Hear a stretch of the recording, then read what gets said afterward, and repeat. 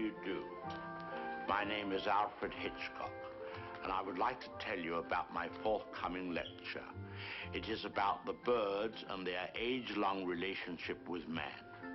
It will be seen in theaters like this across the country. In my lecture, I hope to make you all aware of our good friends, the birds. Theirs is a noble history, and through it all, man has played a conspicuous part. This cave drawing is one of man's earliest sketches of his feathered friend. One can see at once the loving care with which the artist depicted his subject. The story of man and his friends, the birds, is filled with many fine examples of ways in which these noble creatures have added to the beauty of the world. Take this plumed hat from the period of Charles I. How proud the birds must have been to have their feathers plucked out to brighten man's drab life.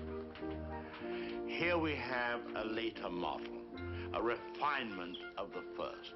Here man, or rather woman, thought enough of the birds to have an entire one as a decoration. It's quite dead, of course.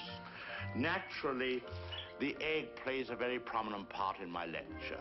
Not a word about which came first, however.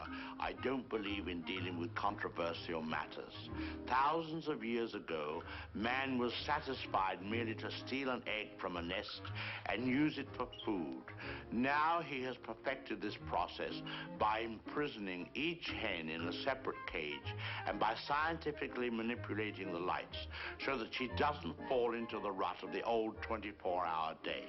Thus, he can induce the bird to reach fantastic heights of egg production. Originally, there were many varieties of birds on Earth. Some have become extinct. The great auk, the passenger pigeon, and the famous dodo bird have all disappeared. Actually, they didn't exactly disappear. They were simply killed off. But of course, this is nature's way. Man merely hurries the process along whenever he can be of help. Man and birds have been responsible for a great many advances in our civilization. For example, the bird was the inspiration for the invention of gunpowder, and it was his speed that brought about the development of the shotgun. But man has not been unmindful of his debt to the bird. We have honored our feathered friends in many ways. We cage birds and show them off proudly in most of our zoos. And the turkey is traditionally our guest of honor at Thanksgiving. I suspect you never realized that if it weren't for birds, even some of our pastimes would suffer noticeably. Duck hunting, for example. Granted, bagging a fellow hunter can be diverting, but the supply is rather limited. I hope you don't mind if I have something to eat, but I'm rushed today. Planning the lecture has been most educational for me. I've begun to feel very close to the birds and have developed a real sympathy for our little... What was I saying? Oh, yes. I've come to feel very close to the birds and have come to realize how they feel when... I don't think I'll eat just now. Hardly proper with all of you here. Surely the birds appreciate all we've done for them. Don't you?